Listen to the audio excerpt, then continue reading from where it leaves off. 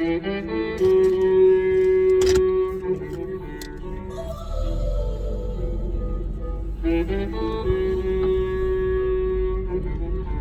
been having memories of my exes, all my chicks in Texas, New York, California, and all my chicks in Florida. I just gotta let you know I'm looking for a dumb love, one that all these niggas wanted. Never got together. When they see her, they be salty screaming. She the one that they wanted. She the one that they wanted. Still the one that I wanted. Still the number one. And even after all these years go, you still on my mind. It's kinda crazy when you don't know. So remember me like all time those in the summer breeze. All my girls, Lebanese, enemies, the enemies. Can I take your order, please? I heard that you Portuguese. Say you so my hottest place. You so bad I had to drop that. So you so bad the feds might build a case. So let a nigga know what we gon' do. So everything I do for you, shawty. Don't you let them say it's not for you, shawty. You're the only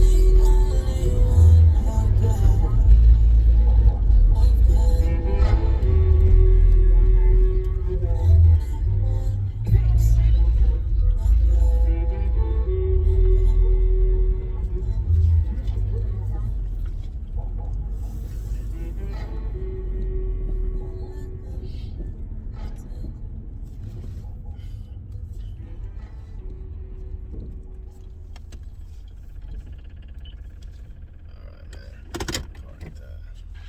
So there you guys have it. So in the Joe Montana edition, for number 12, I had Unity as the option. At this point, I gotta mention it because I didn't think of this idea when I did the Aaron Rodgers edition, so that one might come off a little different. But trust me, if watching this right now and you haven't seen it, yes, that song is number 12 as well. I had that song with Unity as well, fighting for the number 12 spot, but obviously I gave it to the Tom Brady version. So yeah, and you'll know because I had a dope background. I'm like, for sure, I'm like, there's no way. I'm debating, I'm juggling these three songs. I'm like, Unity is like the throwback, man. I'm like, dude, I can't go do this list without Unity. Absolutely not. Top 3 tracks off of C2, man. So I cannot do this without Unity. It's an essential. I felt the same way about the Aaron Rodgers edition. But obviously, you know who the king is if you've seen the Tom Brady edition. So there you go. The 312s, man. I felt like it was appropriate, man. At this ranking, why not? Why not? 12 is really a big number nowadays, so let's put some respect to it. And TORY produced 3 tracks that honestly gave me the biggest headaches on which one I was gonna keep. There's still more too. You gotta understand, like, if I was to do a top Trenta for like Bryson Tiller, you know what I mean, or like August Alsina, it'll be so much easier to do. Tory's just difficult because there's too many dope songs he's made. Call me out. You have every right to, anyways. It's a tough list, man. It's tough to make a top Trenta Tory list because no matter what, it's tough. Which song? I think it's personal preference at that point. As long as you keep everything pre-2018, I think, for the most part, yeah. I mean, CD5's died. TNT 3, not bad. With the exception of like what, 5 or 6 annoying mainstream driven joints that really don't feel like belonged on a Fargo-based tape. I mean, I'm sorry, commercial mixtape. Since when the fuck did we came up with this name? A mixtape's supposed to be fucking a mixtape, and now we're making this commercial. It's like, what the fuck? Too many fucking designations nowadays. It's ridiculous, y'all. But yeah, where I'm from, I'm like, mixtapes were supposed to be free, and whatever you did market on, either to be an LP, a limited play, an EP, or a motherfucking studio album, whatever. But back to this song, UNITY samples the Queen Latifah. Who you calling the, you know what I mean? I love that line, you know what I mean? UNITY, that's a unity. I mean, the Queen is a queen, and this, the original joint's so fucking dope, man. And the way how TORY and Play really slowed this motherfucker down. I think the mechanics were part of this shit too. I don't know. I could be off. I think it was just TORY and Play. But then again, that shows you really the highlights. It's like when TORY really gets involved with the production, which a lot of folks don't know nowadays. He just takes whatever beat he can get, don't matter who it is. He don't work on his shit no more, which is weird, you know. It's like when you create your own shit and you know how you want to hit it. It's like, why would you have someone else hop on something that you're gonna perform on? It's like, why? If they don't match to your standards, and people don't get that, they think they listen to real Tory Lanez music. No, real Tory Lanez music is when he's hopping in that motherfucking studio and really doing what he wants to do with that shit. Trust me. You know it's Tory's music when it's something you've never heard before. That's how you know it's his real music.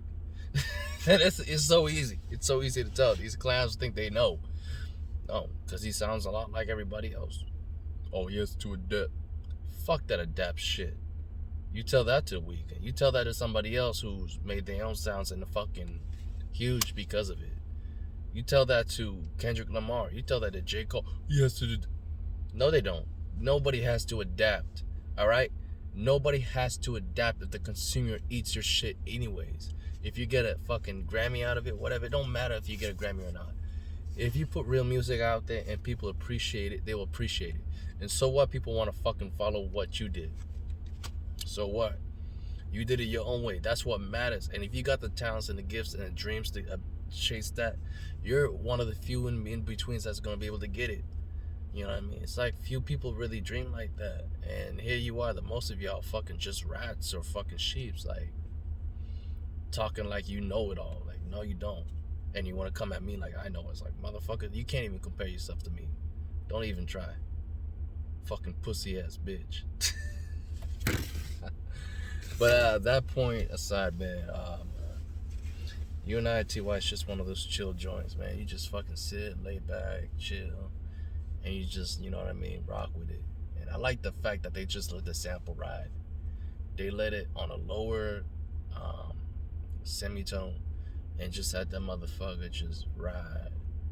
You know what I mean? At a much slower tempo than the original one, but perfect way to end C2. And that's why, like, to me, Chicks Tape 2 was just, it's still, in my opinion, the best. It's the shortest tape, yes, indeed it is, but it's like flawless in each and every direction. Other than, yeah, what, it wasn't mixed that well. I mean, it was Tory on the come up. What do you expect? You know, you don't get that shit until Lost Cause, my nigga. So breaking news, you know. But other than that, though, like, which, yeah, it was like one tape away. But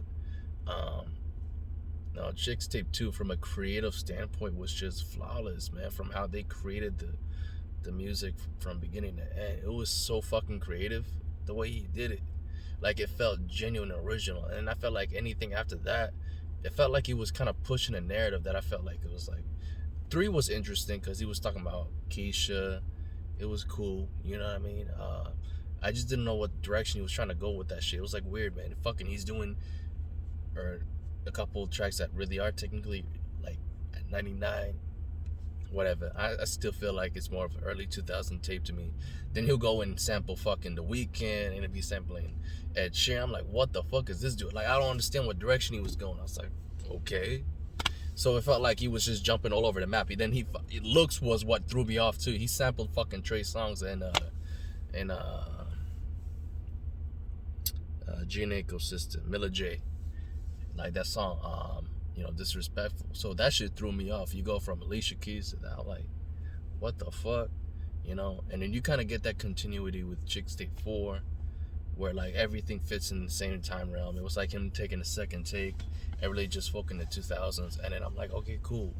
How about we try to go and revisit the 90s again? I mean, I'm cool with that, but let's just go back and forth. You know what I mean? Like mix it up.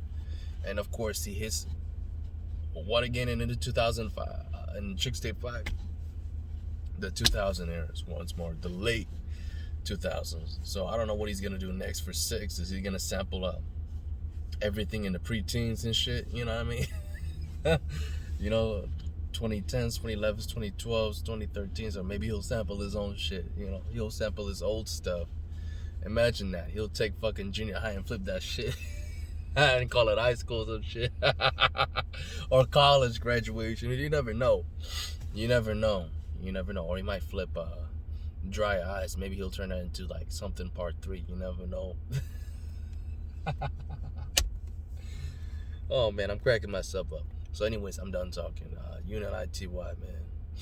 It was really, I think, the best way to end a flawless record. And yeah, you're the only one that I got. Yeah, that shit hit. When he did it like that, man, I ain't doing it enough justice, but fuck it. I'm tired. I'm ready to hit the fucking, I'm about to fucking head over and sleep real quick. But I'll see y'all in the next video, alright? Enjoy the uploads, man. Like I said, I gave you guys 2 bonus tracks real quick. Fuck it. I'll make it special. Alright, deuces.